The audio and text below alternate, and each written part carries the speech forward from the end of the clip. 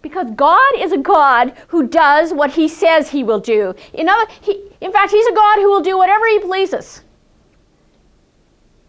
I don't hold to the notion that God only moves if we sort of give him permission, by our prayers. If it depends on me, it's like oy vey voy. If God's only going to move if I pray. Yes, we can partner with him in prayer. I'm not saying don't pray. But I mean, God says God does what he pleases. And he says, whatever you do to Israel, I will do to you.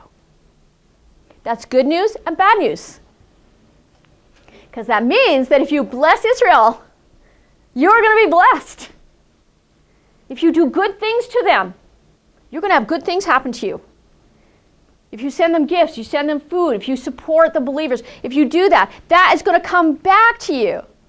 Pressed down, good measure, overflowing. But the alternate is, if you don't do that, or if you curse Israel, whatever you do to them, it will come back to you in the same way, in the same measure. So we see that throughout history. We see that in the nations. And God will again judge all the nations for how they treated Israel. And I think we as believers need to be very aware of that.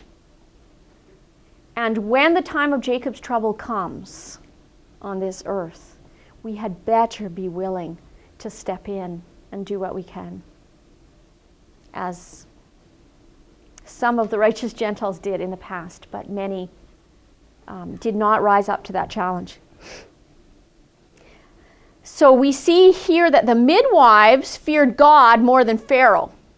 And when the male babies were born, they didn't kill them when they were born, because they feared God more than they feared the king of the universe more than the king of Egypt. We also, now the word does say to obey authorities, and we need to do that. We need to obey the authorities over us. But if the authorities over us are telling us to do something that contradicts the higher law of the law of God, then we must not obey that. We absolutely cannot, even if it means getting thrown in the fiery furnace. That means that we have to live with eternity always in mind.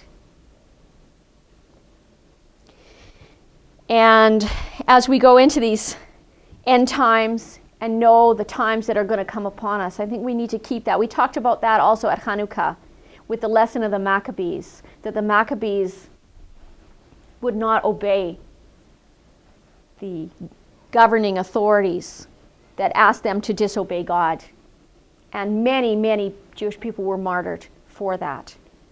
But Yeshua said that if we lose our life for his sake, we will find it.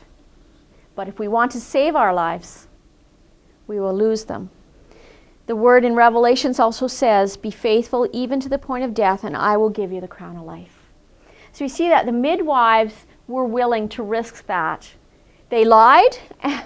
They lied and they disobeyed the authority, but God blessed them for it. God gave them houses and God blessed them.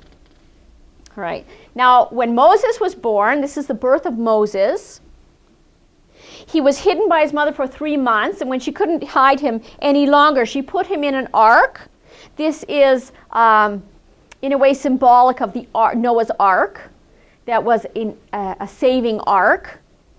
And she laid him in there in the bulrushes, his sister watching from the distance. Notice how the women here are, I did that to the camera. The women here are givers of life. I think we need to not, I'm not saying men are not givers of life. Men are also life givers, but in a different way. All right, we see that the women here are giving and supporting life through wisdom and through quick thinking. Miriam put her son in the basket. Can you imagine the faith and the courage that must have taken? To just take your 3-month, I mean, it's not like it was just born, 3 months old, how much you're bonded with this baby by 3 months, putting him in a basket on the Nile and just letting him go?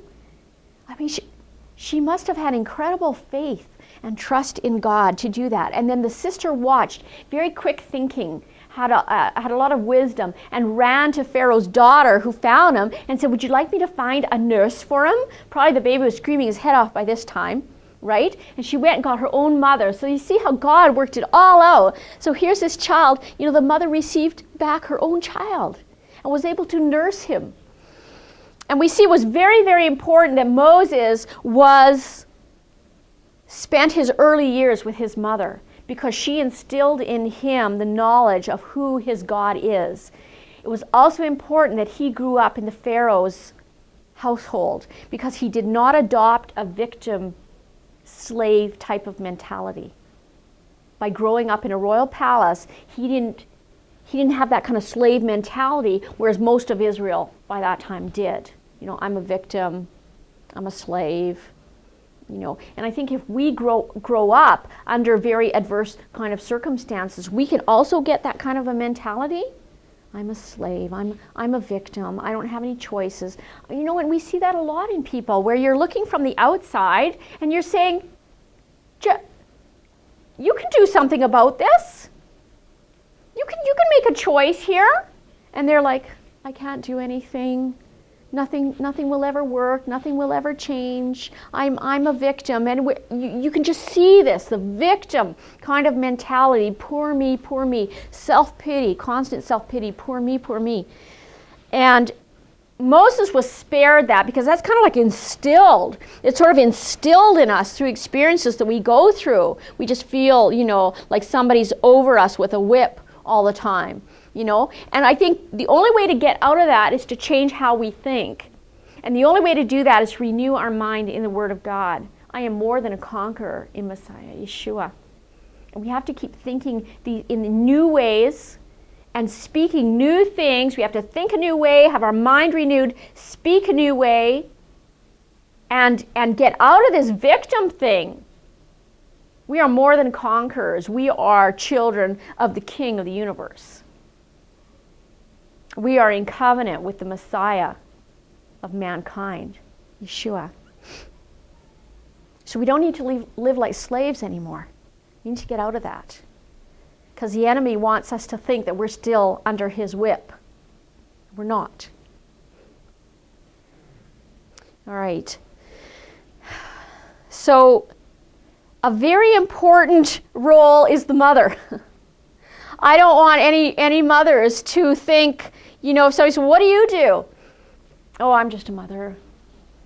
Oh, I just look after my kids, as if, I don't know, I lick toilets or something, like the way that we say it, it's awful. And it used to be that the role of the mother was very exalted and very honored, in the Jewish tradition. And now it's become sort of like, if we don't have a career, we're nothing. And that's really sad, or if we don't have a ministry, we're nothing. Because there's the ministry of motherhood. There is the ministry of being a wife. There's a ministry of being a father, a husband. There's just the ministry of the single person who is just devoted to God. And we don't need to downgrade what it is that we do. The early training of Moses was very, very, very important, so that when he grew up, he knew who God was. And he knew his heritage. It says, teach these things to your children. Very important to God that we pass on these values and this knowledge to our kids, to our children, and not just let them go to secular schools and expect that they are going to be just A-okay without instilling this knowledge in them. All right, it says, train up a child in the way they should go, and when they get old, they will not depart from God's ways. All right, so Moses grows up in the Egyptian palace, and he goes out to see the Hebrews, whom he knows are his brethren. I am assuming that Moses was circumcised. So he knew that he was Hebrew, as opposed to what it shows in the Prince of Egypt, right? That it was a big surprise to him. And he sees an Egyptian beating one of his people, so he kills the Egyptian, right? And then he is discovered, as you know. he goes back the next day, and he expects that they're going to understand him. They expect that they're going to be grateful. And they said, "Who made you a ruler and a judge over us?" All right, this is in chapter 2, verse 14. So we have Moses. We see that Moses had in his heart already to be a deliverer. He already had a calling on his life as a deliverer.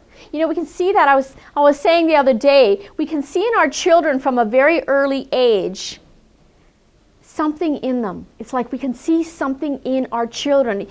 Even very shortly after they're born, or as you start interacting with them, you see different things in them. You know, I can see in one of my children, you know, maybe a gift in art, a gift in music, or some kind of different kind of gifting. I see in another one maybe a gift of mercy. And you just see that. You just see that gift of mercy that they have. Well, I see that in Moses, he really had a gift and a calling to be a deliverer. He wanted to help. He wanted to help deliver people. And he set out to do that, but God had really not called him to do that yet. But he set out to do that in his own strength. I was listening to a video called The Dream Giver. And we talked about that the other day, that God is a dream giver, and God puts a dream in everybody's heart.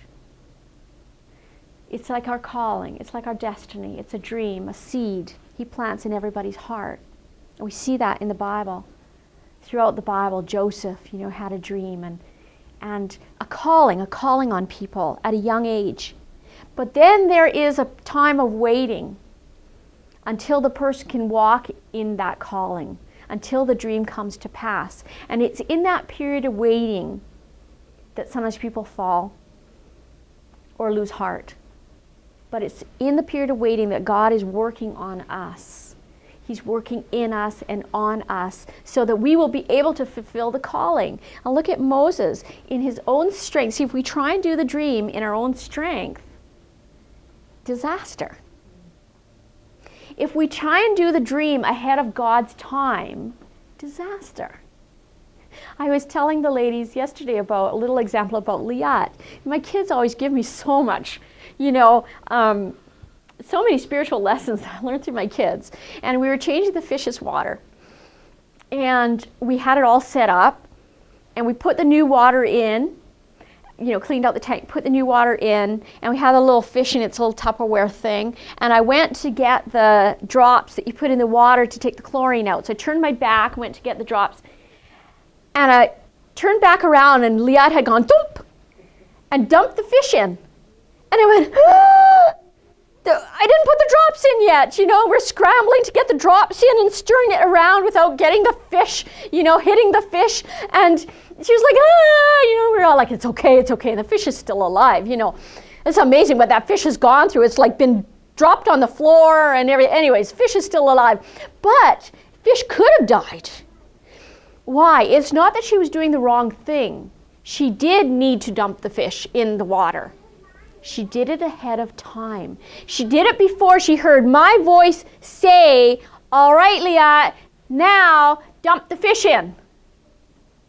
So we might be doing the right thing. We might even be doing what we know God's called us to do. But maybe we're dumping the fish into the water before we've heard him say, now do it. Huh? His timing is so important. He is the appointed time, as we talked about last week, about Shabbat. And I'm going to do more teaching about Shabbat, but today's parasha is so full and intense that I don't think I have time to do any more teaching on Shabbat. But Shabbat is the first one of the Mo'adim. They are appointed times of the Lord. And now I'm doing this study of everywhere that this word Mo'ed comes. At the appointed time, at the appointed time. There is an appointed time for things to happen in our lives. And we got to hear from God, from the Spirit of God, to know not only what, but when. Because if we do what, and it's not when, it's disaster. The fish could die. You know what I'm saying? And also then we're doing it in our own strength. So look what happened. Moses did it in his own strength, ahead of God's timing. And they're saying, who are you? Who asked you?